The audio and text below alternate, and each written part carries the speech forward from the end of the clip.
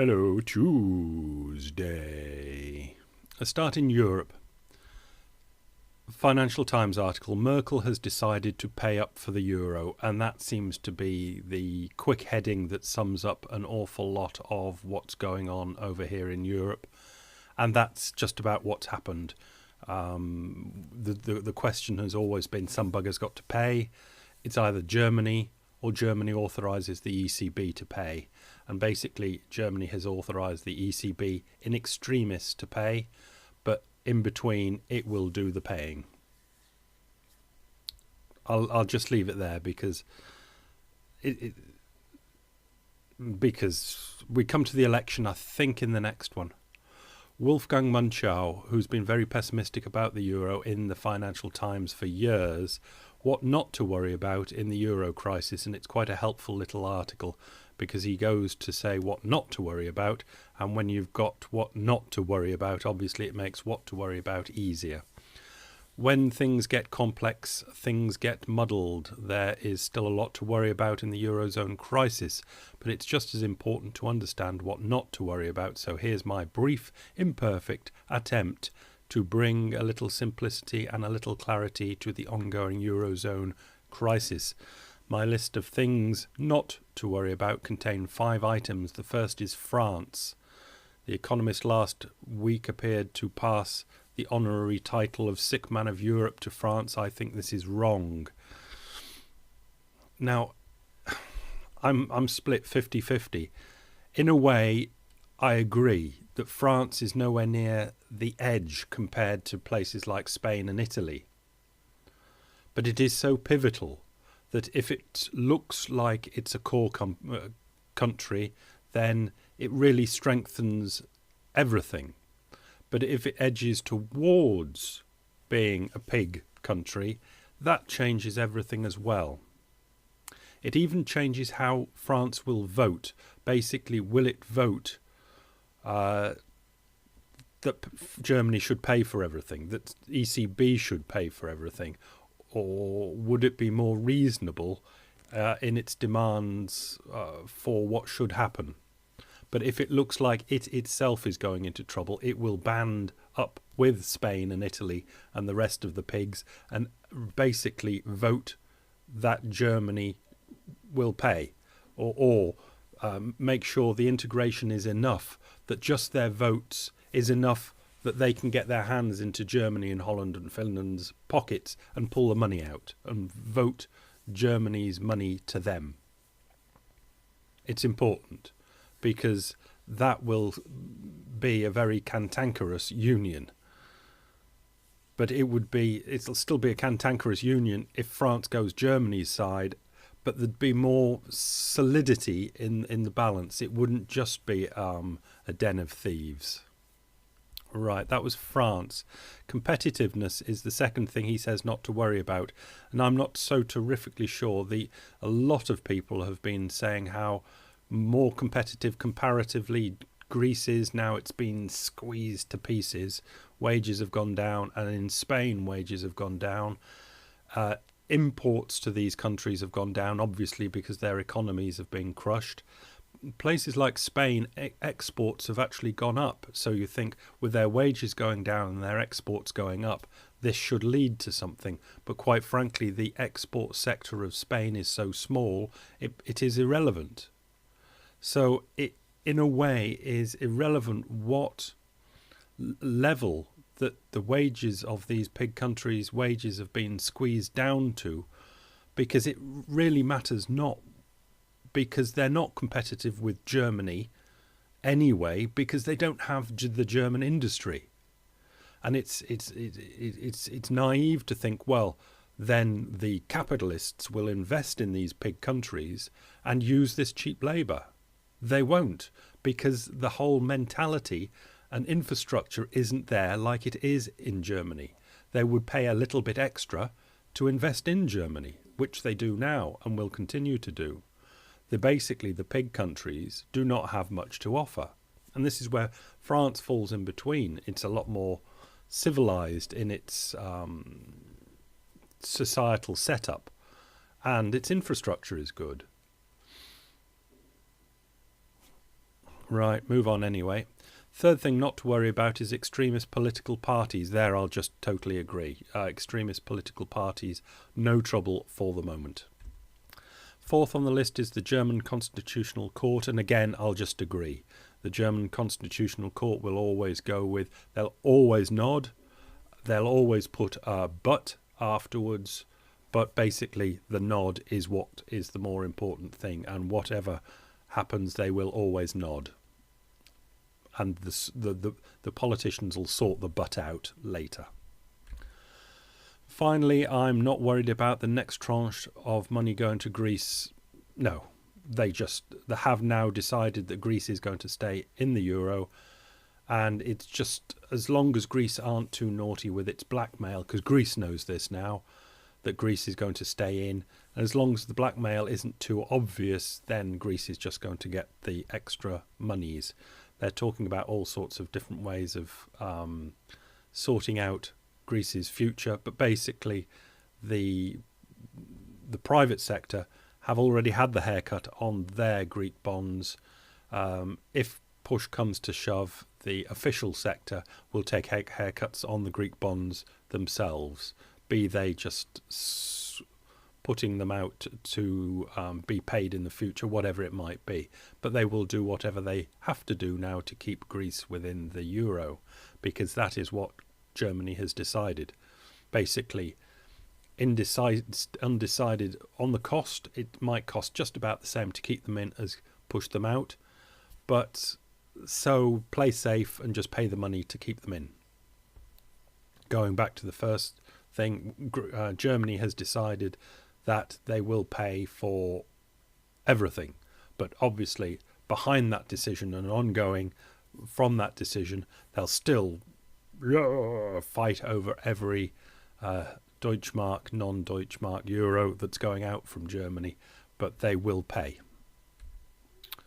With a list of things not to worry about, it's now easier to focus on what I do worry about. The first of those, and the most important, is the impact of austerity on growth. 2013 promises to be an awful year for the Eurozone economy that could well derail the current strategy. This is a major problem, that 2013 around the world, and I might come on to that a bit later, is looking like it's not going to be a good year.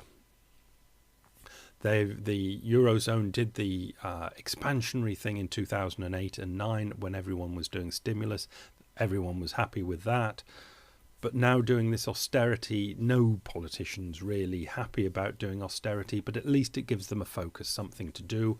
And if they get praise from other more powerful politicians for doing what they have been, what is expected of them, then they're happy, because they're very simple folk, these politicians.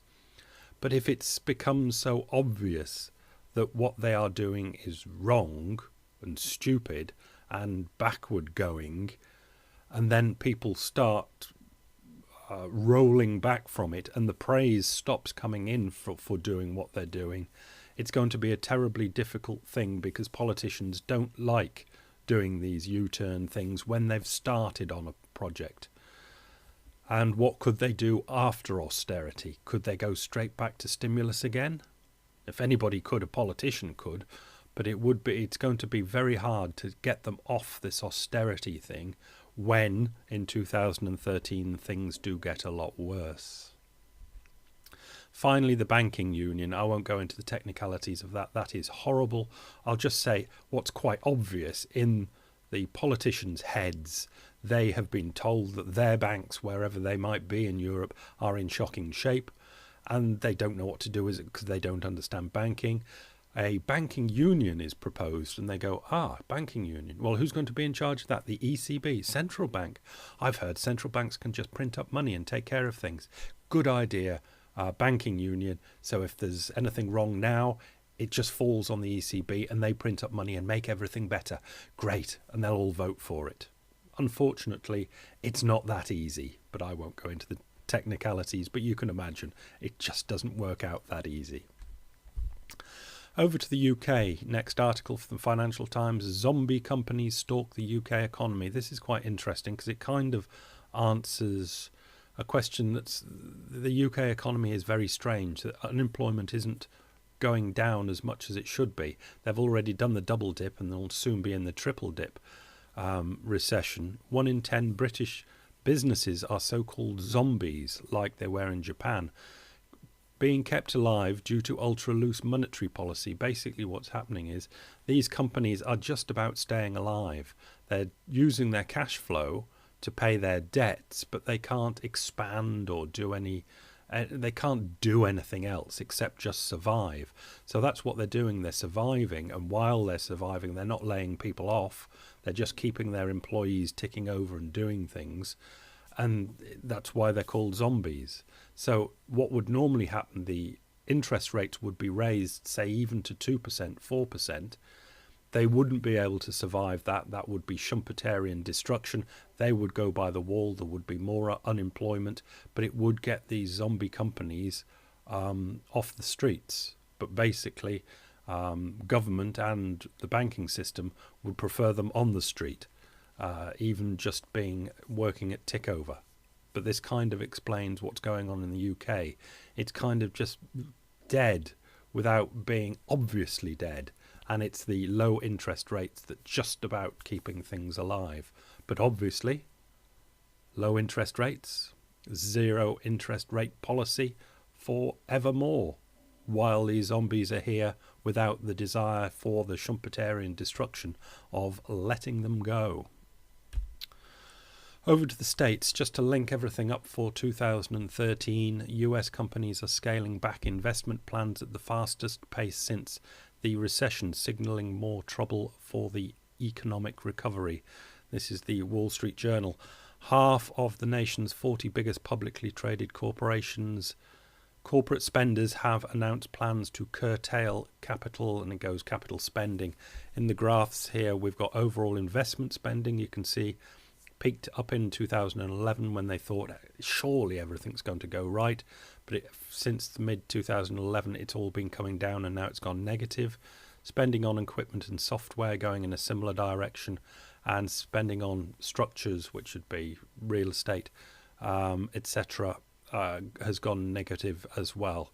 That's all part of GDP, so we can expect some action from the fiscal cliff.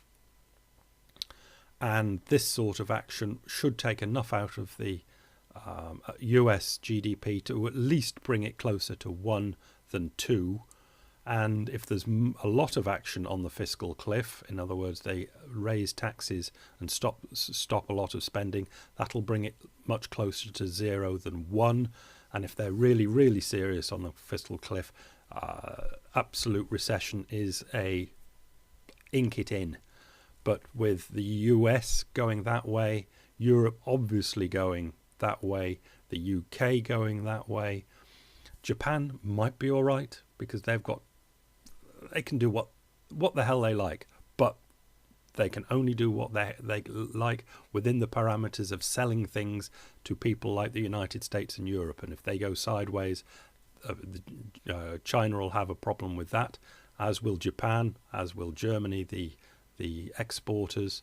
The resource countries like Australia and Brazil will fall by the wayside. Brazil's economy is already really slowing down to about 2%, where it was expecting 8%. India has slowed down similarly, not quite to 2%, but it's nowhere near where it should be. It's really slowing very quickly. The whole world is really slowing. There's no real drivers for going forward into 2013. As long as austerity is the word, then expect recessions and deepening recessions until they stop the austerity thing. But politicians are stubborn, they're not going to stop it quickly, so it could get awfully nasty. Behind the scenes, the central banks will continue to do what they do. That's it. Bye.